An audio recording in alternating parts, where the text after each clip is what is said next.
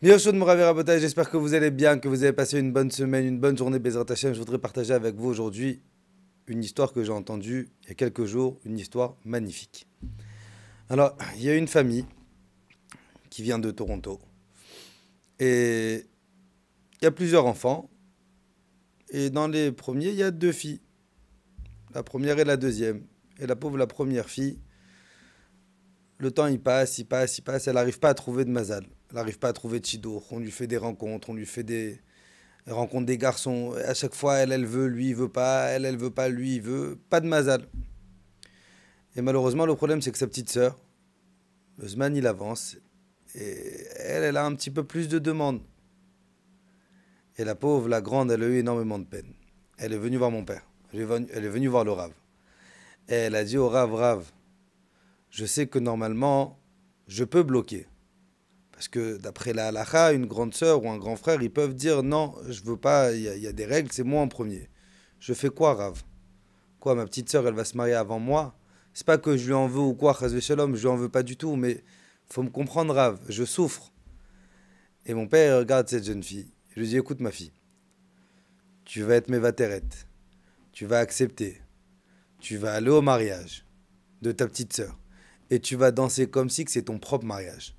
Et quand tu vas faire ce sacrifice énorme, Akadosh Baruch Hu, je te fais une promesse qu'Akadosh Baruch Hu, il aura pitié de toi. Elle a écouté mon père, ça a été dur pour elle. Le soir du mariage, il arrive. Elle danse sur la piste de danse comme si c'est son propre mariage. Et elle danse, et elle est heureuse, et elle fait la simcha. Et Bémet, elle a dansé de tout son âme comme si c'est vraiment son propre mariage à elle. Pendant la soirée, il y a une dame qui est présente. Elle va voir les amis de la famille. Elle va voir les amis. Elle dit, c'est qui cette fille qui danse comme ça? C'est qui est déchaînée? Alors on lui dit, bah, c'est la grande sœur de la Kala. La grande sœur, mais elle a, elle a pas de perruque. Je vois pas qu'elle a une perruque. Elle est peut-être pas religieuse, elle est peut-être même machin. On lui dit non, elle est pas mariée. Il dit elle est pas mariée. Ben écoute, j'ai un garçon qui est là, un des amis du Khatan. Lui aussi, il cherche à se marier. Le soir du mariage de sa sœur, on lui a fait le shidour avec ce garçon. 6 mois plus tard, elle s'est mariée avec lui. C'est quoi le moussard de cette histoire? Le moussard, il est que quand une personne, elle a une émouna béton à Kadosh Baruch Hu. Quand une personne elle a une croyance, tout ce qui m'arrive, tout ce qu'Akadosh Baruch Hu m'envoie, il y a une raison. Ce qui va dépendre, c'est de la manière comment moi j'accepte et moi je joue cette chose.